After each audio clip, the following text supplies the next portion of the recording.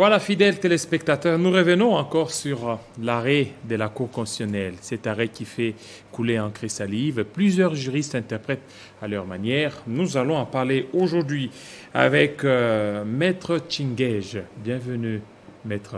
Merci. Dans une représentation de Floyd Toto, bienvenue. Merci, voilà, Maître, vous aviez suivi cet arrêt, l'arrêt sur l'affaire Bukanganozo. Mais l'on comprend que beaucoup de juristes ne parviennent pas totalement à comprendre la quintessence de cet arrêt. Qu'est-ce qui serait beaucoup plus à la base de ça? Oui, je l'ai dit plusieurs fois sur votre plateau. Il faut toujours faire la différence entre un juriste et un juriste sérieux. Donc, c'est déjà différent. Les juristes sérieux, c'est celui qui demeure dans le carré des textes. C'est-à-dire, quand il interprète les textes, il comprend les concepts de droit. Il comprend même l'esprit de la lettre pour éclairer le commun des mortels. Parce que vous êtes sans ignorer que le droit n'est pas une affaire de tout le monde. Donc, c'est une affaire des initiés. Ceux-là qui ont été à la faculté pour apprendre afin d'aider les autres personnes physiques comme personnes morales devant certaines questions controversées. Alors, les juristes, c'est ça. On trouve un juriste parce qu'il est de telle tribu, un juriste parce qu'il est de telle religion, un juriste parce qu'il est de tel parti politique. Et c'est ce qui fait débat. Mais si tous les juristes reviennent là où nous parlons des juristes sérieux, je pense que nous parlerons le même langage. Parce que déjà, on commence à voir même les procureurs généraux près la Cour de cassation qui veut reprendre le dossier Bukanganozo alors qu'au niveau de la Cour constitutionnelle, la Cour s'est déclarée incompétente. Oui, nous avons sonné l'alerte, c'était bien avant. C'est-à-dire, quand le procureur a commencé ses poursuites avec ses réquisitoires, nous avons dit devant tout le monde que un juriste doit avoir ce que nous appelons la prudence. Quand un juriste entame une procédure et qu'il sent que ça ne va pas, il doit reculer. Le fait de vouloir avancer, on aboutit toujours au scandale. Parce qu'on ne peut pas forcer dans une voie inexistante. On ne peut pas. Le fait de vouloir forcer, nous tombons dans le scandale. Vous avez tous constaté, c'est vrai. N'importe qui peut se décider de poursuivre n'importe qui aujourd'hui. Mais le dernier mot revient à celui à qui la Constitution a donné les pouvoirs de trancher. Et aujourd'hui, celui à qui la Constitution a donné le pouvoir de trancher a tranché. Je pense que dans un pays sérieux, est-ce qu'aujourd'hui, tout le monde s'incline. L'instance est éteinte, on peut dire ainsi. L'instance est éteinte. Oui. Pourquoi? Parce qu'il est des principes que les décisions de la Cour constitutionnelle sont sans appel.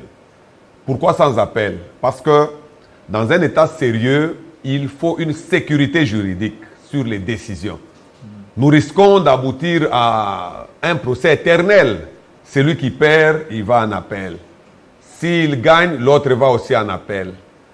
Si celui-là perd, l'autre va en appel. Non, on doit apprendre à s'arrêter. C'est ça la sécurité juridique.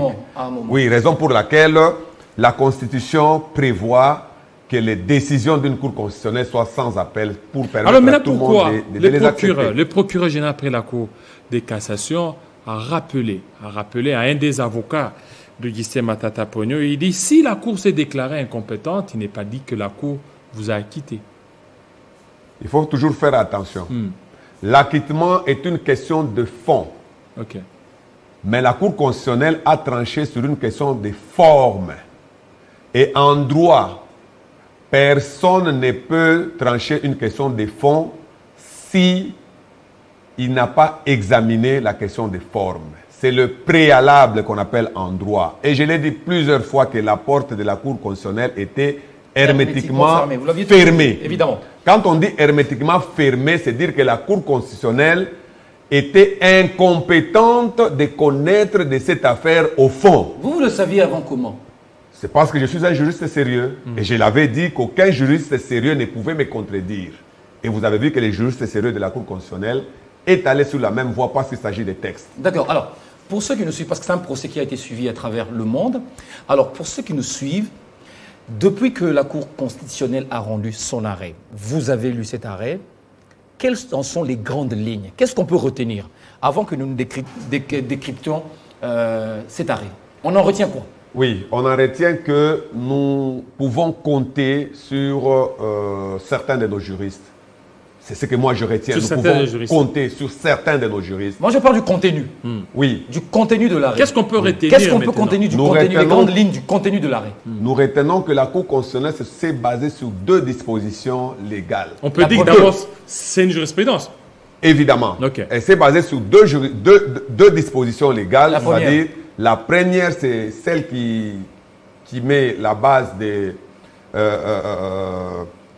l'article 17 de la Constitution, Qui stipule? qui stipule que nul ne peut être poursuivi, arrêté, détenu ni condamné qu'en vertu de la loi et dans les formes qu'elle prescrit. C'est cette disposition qui met la base de ce que nous appelons le principe de la légalité des délits et des peines. Pour dire que personne ne peut être poursuivi en RDC si l'acte commis n'est pas une infraction. Cette même personne ne peut pas être poursuivie si cette infraction ne prévoit pas de peine. Cette personne ne peut pas être poursuivie si cette peine et cet acte ne sont prévus dans une loi. Ça, c'est la première disposition. La deuxième? La deuxième disposition, c'est l'article 163 de la Constitution, Qui stipule?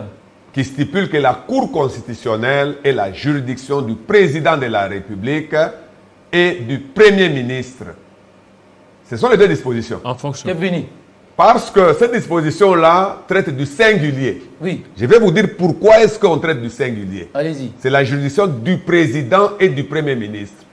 Le singulier est utilisé en français lorsqu'il n'y a qu'une seule personne ou un seul objet. On ne peut pas vous dire du Premier ministre lorsqu'il peut y avoir 2, 3, 4. Ou des présidents ou des premiers ministres. Non. Et en RDC, nous n'avons qu'un seul président de la République et un seul Premier ministre qui sont justiciables de la Cour constitutionnelle en matière pénale. Donc le législateur n'est pas ignorant du français, donc, ou de la manière de s'exprimer. On ne pouvait pas penser qu'en RDC, cette disposition fasse allusion à un autre Premier ministre. Nous avons un seul Premier ministre. Si aujourd'hui il tombe sous le coup de la loi pénale, il sera justiciable de la Cour constitutionnelle. Et Matata Pogno n'est pas Premier ministre. Alors, mais ce qui vous divise avec les autres juristes, les autres avocats, c'est aussi la compréhension de cet arrêt. Oui. Il y en a qui estiment, puisque la Cour s'est déclarée incompétente, on peut aller en cassation. Qu'est-ce que vous en dites? Bon, je vais réfléchir comme eux et puis revenir dans ma réflexion. Parce Oui. qu'on doit expliquer d'une manière pédagogique. Ok. En droit, il y a le principe de la cristallisation des faits. C'est un principe connu de tous les pénalistes, de tous les juristes, du moins les sérieux. C'est-à-dire, si vous commettez une infraction aujourd'hui, nous disons que ces faits se sont cristallisés au moment où vous commettez l'infraction. À supposer que vous êtes un civil, vous commettez une infraction aujourd'hui. 2 jours après, vous êtes enrôlé dans l'armée, vous devenez militaire. Qui vous poursuit? Qui vous poursuit? Parce que vous êtes civil, au moment de la cristallisation des faits, et au moment des poursuites, vous êtes déjà militaire.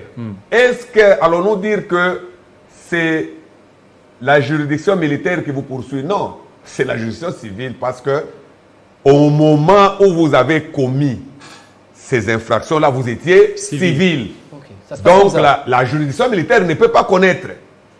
L'inverse aussi, vous êtes militaire, vous commettez des infractions. Après, il y a une démobilisation, vous quittez l'armée, vous êtes devenu civil. On veut vous poursuivre pour les infractions prétendument commises pendant que vous étiez militaire. C'est la juridiction militaire qui devient compétente. Ça, c'est le principe de la cristallisation des faits. Vous voulez en venir où? Nous revenons maintenant dans notre cas d'espèce. Oui. Le Premier ministre honoraire commet des infractions pendant qu'il est Premier ministre. Et après, il n'est plus Premier ministre. Si nous prenons ce principe de la cristallisation des faits, nous dirons que son juge, c'est le juge de la Cour constitutionnelle. Rentrant dans les textes qui régissent la Cour constitutionnelle, on retrouve que ce texte n'a pas prévu la situation d'un ancien Premier ministre. Ça a bloqué. Nous retournons à la Cour de cassation. Il y a un blocage sérieux parce que ces principes-là ne permet pas à un juge de la cassation de mettre son nez dans une affaire de la compétence de la Cour constitutionnelle. Parce qu'on lui opposera ses moyens pour lui dire que vous ne pouvez pas juger un Premier ministre. Vous ne pouvez pas. C'est supposé que la personne aurait commis des infractions pendant qu'elle était Premier ministre. Donc vous ne pouvez pas connaître de ces faits. Mais si elle avait commis ces faits pendant que cette même personne est sénatrice, vous avez la possibilité de la poursuivre même si elle est déjà devenue. Vous comprenez?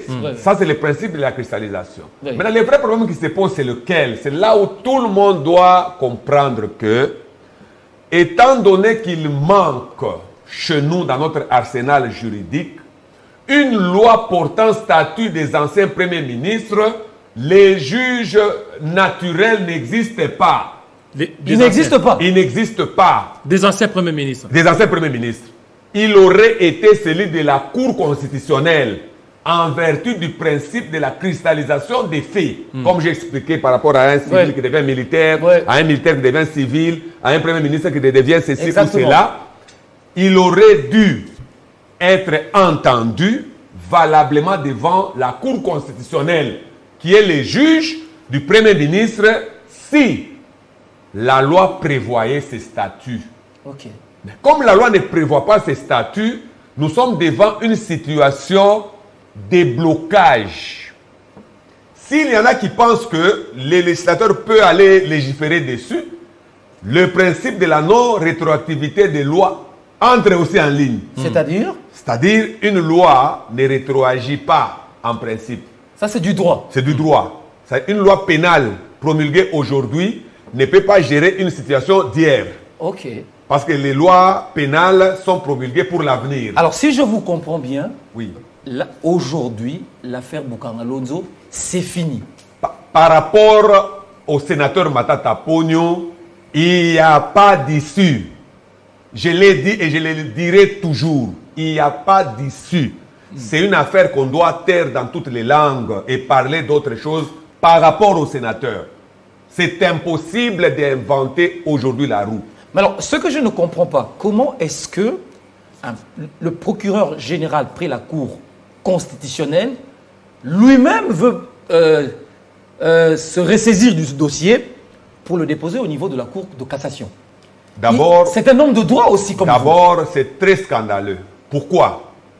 Il n'existe pas de passerelle. D'abord, entre la Cour constitutionnelle et il la Cour de n'existe cassation. pas de passerelle. Ok. L'unique passerelle prévue par les textes, c'est en matière de l'administration. Peut-être, on peut peut-être utiliser des secrétaires de la Cour de cassation vers la Cour constitutionnelle, oui. Mais sur le plan juridictionnel, il n'existe pas de passerelle. Parce que j'ai ouï dire qu'il aurait apprêté un dossier pour déposer. C'est par quelle porte, c'est par quelle passerelle? Cette passerelle n'existe pas. Si elle existe aujourd'hui, elle ne va pas régir les passés, comme je vous ai dit. Si on la crée aujourd'hui, ça sera pour des dossiers de l'avenir. Mais du moins pour le cas Matata Pogno, qui devient un cas du passé, par rapport à toute loi à venir, nous devons oublier, nous devons respecter nos textes, nous devons respecter les décisions des instances supérieures lorsque nous avons affaire à des magistrats sérieux. Mais est-ce que la Cour constitutionnelle ne l'a pas dit autrement? Que c'est fini dans l'arrêt? Non. Si la loi elle-même vous dit que les décisions de la Cour constitutionnelle sont sans appel, vous voulez que la Cour constitutionnelle le dise encore comment pour comprendre? Sans appel veut dire quoi autrement? On ne peut plus attaquer une telle décision. On ne peut pas attaquer cette décision. Alors, si je comprends bien, aujourd'hui, le procureur s'attaque à cette décision. Oui, parce que lui, il est près de la Cour constitutionnelle. Vous comprenez? Le jour où il a saisi la Cour constitutionnelle, la loi dit qu'il s'est dessaisi du dossier pour l'éternité. Et c'est fini. C'est fini. Le jour où un procureur décide d'amener un prévenu devant une juridiction, dès qu'il dépose, sa mission est terminée. Pour quelle raison? C'est parce que nous sommes dans des pays où chaque personne a droit à un procès équitable. Si le ministère public dépose le dossier par voie de requête aux fins de fixation devant une juridiction et continue a usé de son pouvoir de procureur, donc il n'y a pas de procès équitable. Quand on se présente devant un juge pénal, le ministère public est parti au procès comme les prévenus, comme la partie civile. Tous sont partis au procès. Il n'y a pas plus supérieur que l'autre. Ce qui veut dire que dès qu'un juge se prononce, toutes les parties s'inclinent. S'il y a une partie qui se dit ne pas être satisfaite contre la décision, elle introduit un recours. Mais lorsque la loi elle-même vous dit qu'il n'y a plus de recours, vous faites quoi si vous avez du respect? D'ailleurs, le ministère public, chez nous, nous l'appelons toujours organe de la loi. Organe de la loi, c'est lui-même le gardien du temple. C'est lui qui veille au respect des lois. C'est le ministère public. Il veille au respect des lois. Mais que dire lorsque c'est le ministère public qui va à l'encontre de la loi? Vous comprenez? C'est ce que j'ai dit que c'est scandaleux. J'ai ouï dire qu'il y aurait un dossier qui passerait ou qui serait en train d'être passé. J'ai posé des questions à la loi. Existe-t-il des passerelles entre les deux institutions? J'ai dit non. Puisque vous parlez de cet arrêt, mais jusque-là, Augustin Matata Ponyo et consorts n'ont pas encore leur mouvement. Donc, ils ne peuvent pas certainement se déplacer sur le sol congolais, que ce soit à l'intérieur ou à l'extérieur du pays.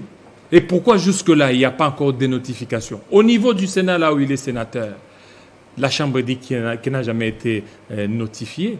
C'est qu'il y a encore un flou ou il y a d'autres choses qui sont en train d'être faites? Bon, moi je pense qu'il s'agit là d'une atteinte aux libertés publiques individuelles. C'est une atteinte? Oui, c'est une atteinte aux libertés publiques individuelles. Comment ça? Parce que la Constitution protège les libertés publiques, qui peuvent être économiques, qui peuvent être politiques, qui peuvent être... Mais ici, nous sommes dans le cas des libertés publiques individuelles, où chaque personne a le droit de ses mouvements, là où il veut aller, à moins qu'il y ait une raison soutenue par la loi qui l'en empêche. Je peux aller très loin. Les immunités du sénateur Matata Ponyo n'ont jamais été levées. D'abord, parce que si nous devons que nous en tenir aux lois du pays. Par exemple, nous disons aujourd'hui, chaque Congolais va respecter la loi. Moi, je dirais dans toute orthodoxie du droit que les immunités du sénateur n'ont jamais été levées. Pourquoi vous le dites? Parce que l'organe qui avait prétendu lever ses immunités ne devait pas le lever d'abord sous cette procédure. Et deuxièmement, cet organe, si nous disons qu'elle les a levés, elle les avait levés pour un autre dossier.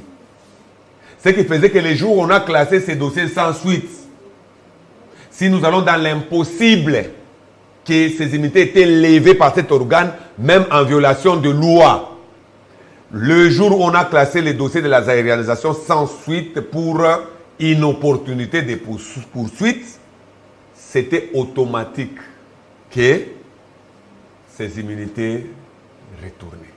Donc, et conséquemment à ça, il ne devait même pas être devant la justice. Impossible.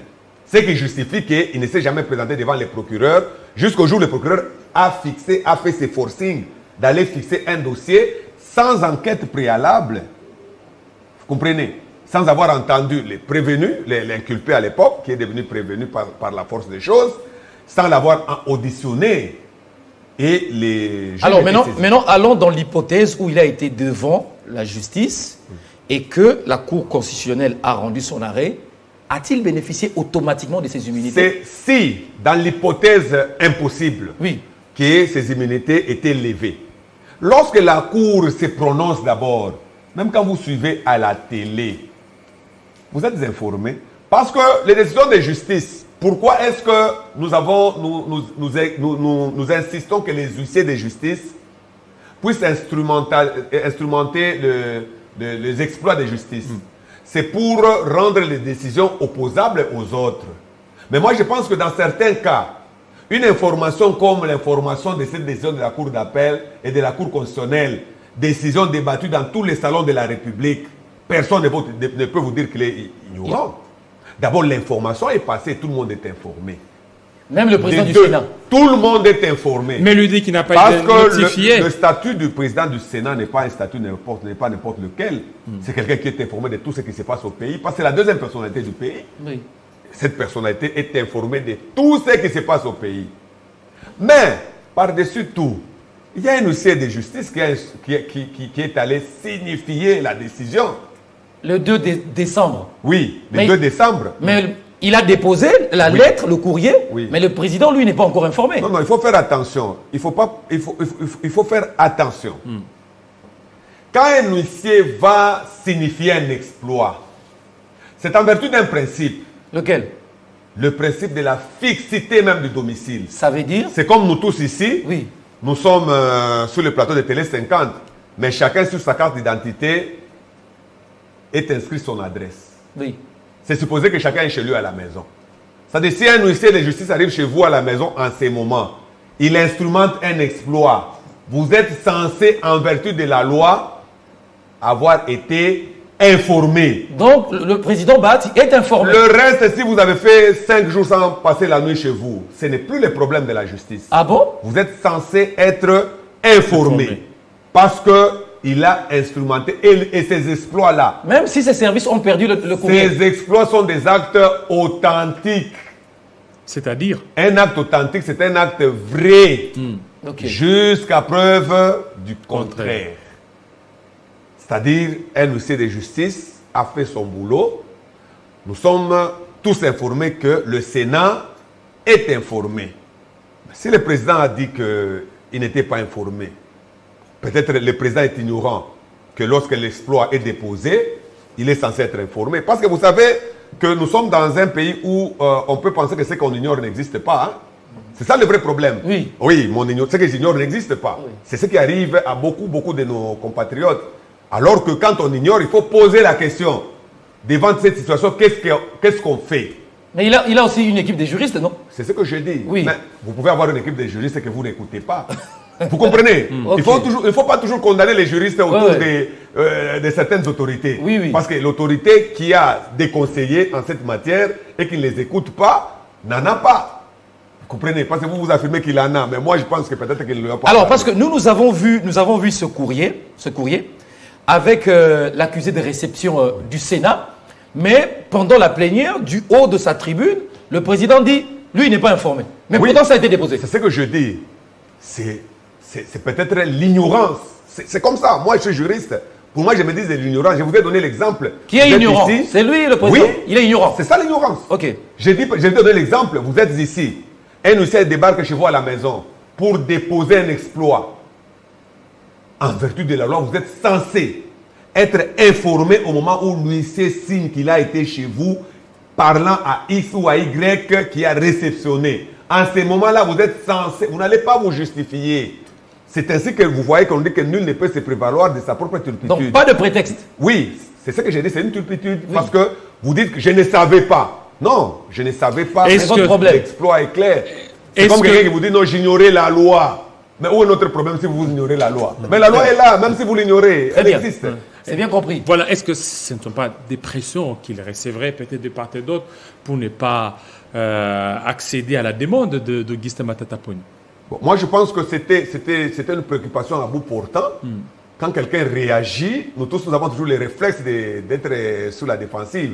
Mais juger qu'il a reçu une pression ou quoi, je ne sais pas. Mais je me dis qu'il a reçu une question à bout portant. C'est comme vous êtes là directement, on vous pose une question, vous ne vous attendez pas à cela. La réaction de chacun dépend de ce qu'il y a dans sa tête. Pour moi, je me suis dit qu'il a voulu faire passer juste cette Alors, question. comment vous avez apprécié, Et- vous, la réaction du sénateur Évariste Bouchab? Oui, le professeur Évariste Bouchab. Le contenu de sa réaction. Oui, il a dit la vérité La vérité. et le sérieux dans ses dires. Mais c'est seulement que, vous savez, il y a des choses qu'il faut dire pendant qu'il faut les dire. Selon moi, Oui. je pense que c'est tardif. C'est tardif. C'est tardif comment? Mais parce que Pendant que la chose était Mais brûlante. Non, la chose l'opportunité était n'était là. pas brûlante. Oui. là. Oui. La chose a commencé il y a plusieurs mois. Oui, oui. Vous comprenez? Mais ils n'ont rien dit. On a besoin de... Mais c'est ça l'opportunité. L'opportunité, Non, c'est... l'opportunité pour un c'est de sénateur. présenter, Pour là. un sénateur, pas pour un citoyen comme moi. Un sénateur, c'est pas n'importe qui. C'est celui qui peut s'exprimer quand il en a l'occasion, quand il veut. Ce n'est pas qu'il fallait toujours cette plénière. Je vous dis la vérité que, je l'ai dit lors d'une émission, que cette affaire présentait l'image d'un sénateur sacrifié par ses pairs. C'est l'image que ça donnait. Parce que moi, je me pose la question. Comment, en vertu, vous savez que l'esprit des lois de Montesquieu régit quand même nos institutions. La séparation de pouvoir. La séparation de pouvoir. C'est-à-dire, on ne peut pas aujourd'hui accepter qu'un pouvoir porte atteinte à un autre. Qu'un pouvoir... Donc, il devait s'exprimer. Mais ici, il y avait le pouvoir judiciaire qui empiétait sur le pouvoir législatif. Donc moi, je pense que tous les parlementaires étaient concernés. Devait parler en ce moment. Parce que vous savez que si c'est vous, aujourd'hui, vous êtes parlementaire, vous subissez ça. Demain, un autre pourra subir, toujours du fait d'un seul pouvoir. Après, demain, un autre pourra subir. Raison pour laquelle les immunités existent. Les immunités protègent les fonctions de ces personnes-là. Et lorsque vous sentez qu'il y a l'un de vôtres qui est injustement poursuivi, moi je pense que ce genre de réaction aurait été très utile si, en son temps déjà, on entendait quand même de sénateurs réagir. Je ne condamne pas cette position. C'est une position d'un professeur de droit et il a puisé cette matière dans nos lois. Tout est exact. Moi, je dis seulement le temps. Et là, il a dit, moment. mais là, au moins, il a dit le droit. Oui, mais le moment de le dire, c'est ce qui est important dans la vie. Quand moi, je vois une injustice aujourd'hui, je ne dis rien. Et demain, au moment où tout est déjà passé, je commence à dire, non, c'est vrai, il avait tort. Quelle sera la valeur de mon jugement ou de ma prise de position? La prise de position pour les gens que nous mettons au-dessus de nous, elle est très importante lorsque elle est faite pendant qu'on en a besoin. Vous comprenez? Ici, aujourd'hui, il est question d'une violation de droits, de libertés. Des libertés protégées par la Constitution. Alors, maître, moi, ma question, c'est celle-ci. Un président de la République peut être poursuivi. Et c'est prévu dans la loi. Son juge naturel, c'est la Cour constitutionnelle. Et même un Premier ministre. Maintenant, devant des violations graves du procureur général comme ça, on va le laisser comme ça, on va le regarder. Bon, qu'est-ce que la loi prévoit quand un procureur commet des violations? Moi, je pense que personne n'est épargné des poursuites judiciaires. Oui. Tout citoyen, parce que je vous ai dit la fois passée, un procureur est d'abord une institution, c'est toute une institution. Mais cette institution ne fonctionne pas par soi-même. Il y a une personne qui incarne ses pouvoirs, qui pose les actes. Si cette personne-là qui incarne ses pouvoirs porte atteinte à une loi, on ne l'épargne pas. Dès qu'on constate que ça, c'est une violation de droit, par exemple, l'assignation à résidence surveillée. Alors qu'il n'en avait pas le droit. Oui, la loi est claire que c'est le premier président de la Cour constitutionnelle qui assigne. Il peut être poursuivi pour ça. Évidemment. Parce qu'il n'y a personne qui a le droit de porter atteinte. Mais non, regardez, c'est que... comme c'était le cas d'une violation des domiciles. Mais Jean-David, moi je voudrais savoir, les procureurs généraux sont poursuivis où? Tout le monde est poursuivable. Tout le monde est poursuivable. Regardez d'abord violation, assignation, résidence surveillée. Un problème. Un dossier pour lequel il s'est dessaisi, il veut reprendre ce dossier. Il y a encore autre chose là-bas. On a déjà... la Cour s'est déjà déclarée incompétente, mais il ne veut pas certainement libérer assez que Matata Ponyo puisse recouvrer ses immunités. Voyez donc, il y a beaucoup de violations de la part du procureur. Alors, qu'est-ce que la justice ou le droit prévoit par rapport à des telles bévues de la part de l'organe de la loi? Je vous ai dit ici, personne n'est à l'abri des poursuites judiciaires. Si vous parlez ici d'un président de la République qui peut être poursuivi, le premier citoyen du pays, si vous parlez d'un premier ministre qui peut être poursuivi, vous pensez qu'il y a des personnalités qui ne peuvent pas l'être? Non. C'est-à-dire, le texte prévoit la procédure pour chacun des sujets devant ses responsabilités. Seulement que, vous savez, nous avons grandi et avons appris que l'adage le dit, même que parfois il ne faut pas chasser deux lièvres à la fois.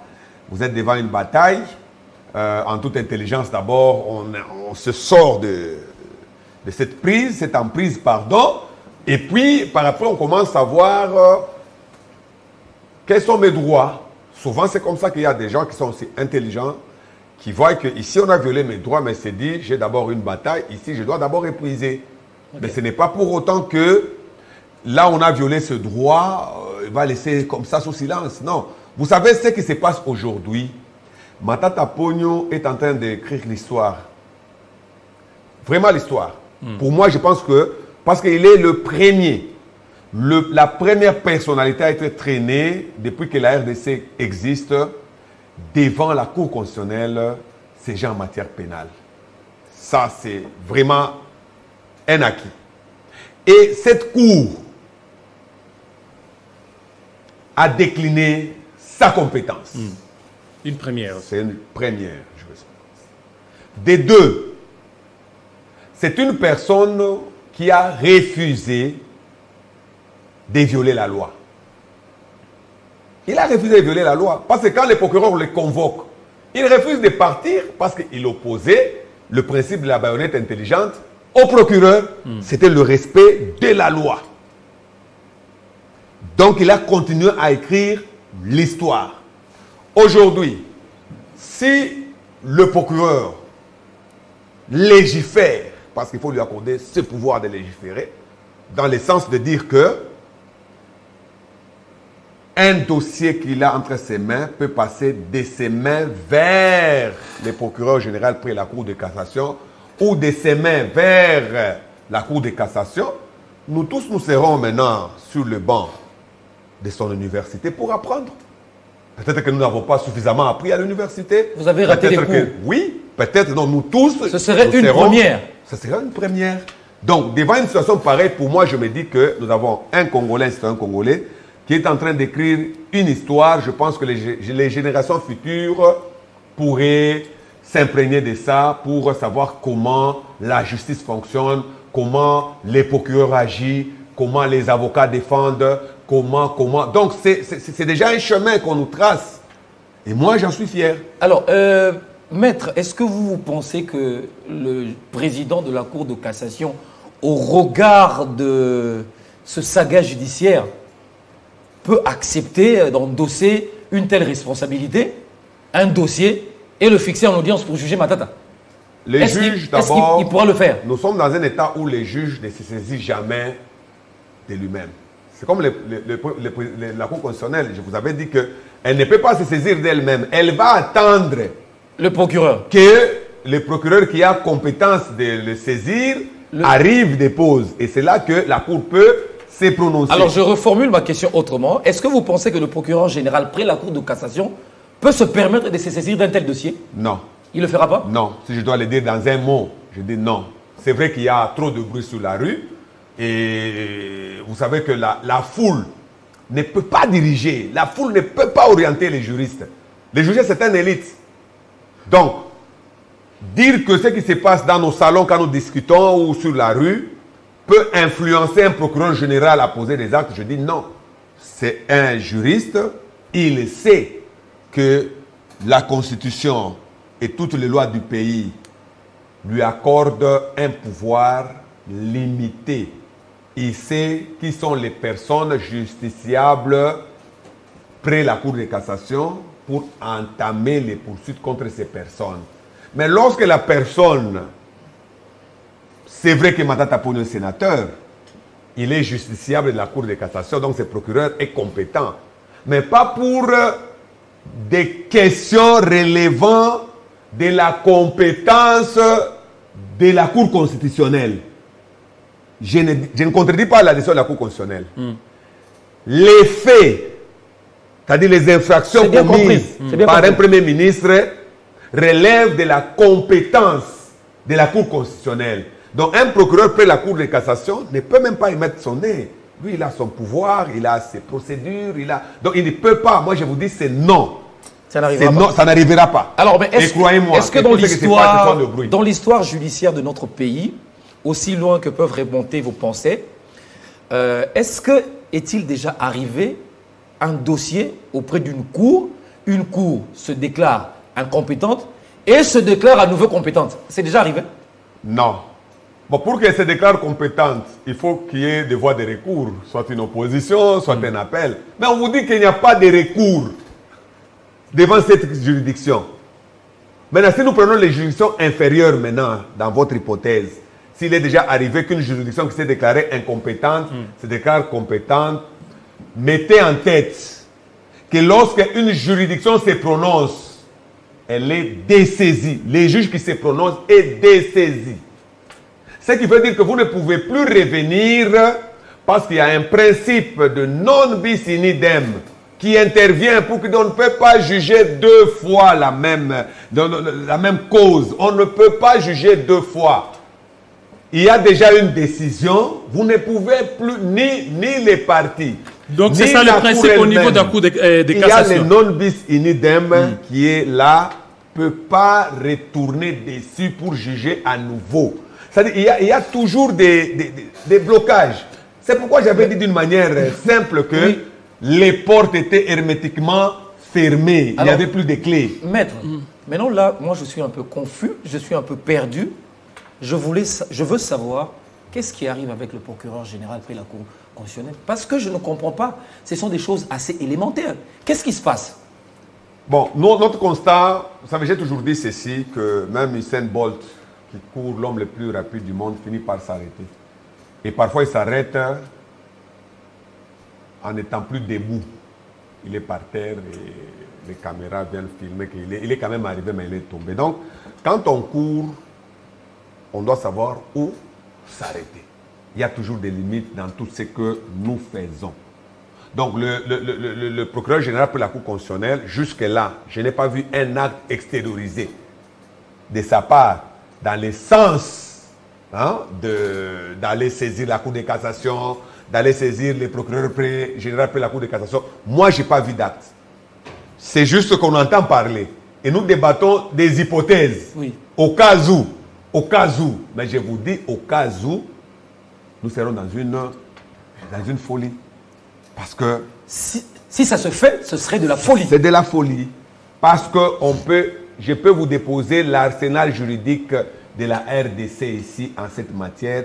Vous ne trouverez pas de passerelle entre les procureurs généraux près la Cour de cassation. Et vous serez surpris. Et lui, il a des arguments. Il peut être devant vous donner des arguments. Il en a eu lorsqu'il a déposé le réquisitoire. Il en avait également. Il en a eu lorsqu'il a assigné à bref délai le sénateur.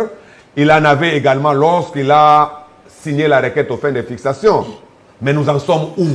C'est ça le droit. Le droit, c'est comme le feu rouge lorsqu'on circule. Le feu rouge, quand il est allumé, vous vous arrêtez. Même si vous l'injuriez, vous vous arrêtez. Parce que quand vous traversez, il y a la police qui vous arrête. Donc, nous sommes devant ces feux rouges-là qui s'est déjà allumé. Donc, tout le monde est censé s'arrêter. Donc, cette direction-là, elle est bloquée. Alors, il faut que maintenant les sénateurs et les autres puissent retrouver leur mouvement. Il a déjà ce droit. Il a ses immunités, hein? Mais il les a. Ça, vous le dites. Mais imaginez qu'il se pointe devant un aéroport et qu'on lui demande... C'est ce que j'ai dit. Il a ce droit. Vous savez que moi, je peux me décider de me saisir de vous et de faire ce que je veux. Ça ne signifie pas que j'ai le droit de le faire. C'est ça le problème. Ce n'est pas parce qu'une personne se décide de faire de vous ce qu'elle veut qu'elle a le droit de le faire. C'est deux choses différentes. C'est comme un voleur qui arrive chez vous, il vole. Mais il a réellement volé. Mais ça ne signifie pas qu'il avait le droit de prendre vos effets. Oui. C'est ça la situation. Il a ses droits avec lui. Il a ses immunités avec lui. Depuis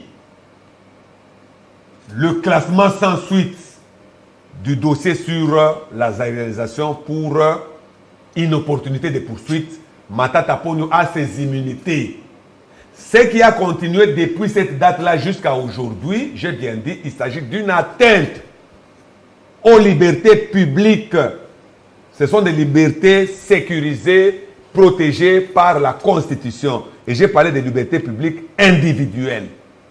ce qui est différent d'autres libertés publiques, mais il y a violation de ce droit. C'est-à-dire celui qui viole ce droit n'a pas le droit de les violer, mais il les viole. C'est ça la situation. Vous savez, je vous ai dit une fois qu'Émile Durkheim a parlé, il a enseigné en France, il a parlé de l'anomie. C'est ça l'anomie. L'anomie, c'est quoi? C'est comme une maladie. Au moment où les gens ne savent pas à quel sens c'est voué. Quelqu'un vient et t'arrache ta montre, tu ne sais pas où est-ce que tu vas aller l'accuser. Une personne vient te dire que non, tu n'as pas le droit d'aller même dans ton village, toi tu ne sais pas où est-ce que tu vas aller l'accuser. C'est parce qu'il n'y a plus de normes, on ne sait pas que faire. Vous comprenez? C'est ça la situation, c'est cette maladie. Hein? C'est parce qu'il a qualifié ça comme une maladie. C'est ça. Quel pourrait être le conseil que pourrait lancer aux sénateurs, collègues de Matata Ponyo, devant cette situation injuste? Non, les sénateurs doivent être solidaires. Cette solidarité ne dépend pas de la couleur politique, de la couleur tribale. Non, non. C'est parce que tous sont sénateurs. C'est ça d'abord la solidarité. Vous comprenez? Ils doivent manifester cette solidarité. Parce que ça peut arriver sur la tête de quelqu'un demain hein, et sur une autre personne après-demain. Et Matata Ponyo dira quoi? Non, comme on ne m'a pas soutenu, moi aussi je ne soutiendrai personne. Non, c'est-à-dire que c'est une solidarité qui doit se manifester. Mais quant au sénateur Matata Ponyo, pour qui d'ailleurs je suis l'un des avocats, il doit continuer à réclamer ses droits. Un droit, il est droit lorsqu'on sait les réclamer. Il ne doit pas baisser les bras parce qu'il y a violation de ce droit. Il doit continuer par tout moyen de droit à réclamer la restitution de ses immunités qu'on tente de lui priver. Donc c'est ça, par rapport aux autres sénateurs, c'est la solidarité. Voilà, merci beaucoup, Maître Frédéric Tchingej, surtout de votre passage. Merci à vous, Floride Zantoto. C'était avec plaisir. Fidèles téléspectateurs, restez branchés. Nous aurons le temps de pouvoir charcuter cet arrêt de la Cour constitutionnelle. Nous aurons d'autres invités qui viendront pour parler de ça. Restez branchés sur Télé 50. À très bientôt.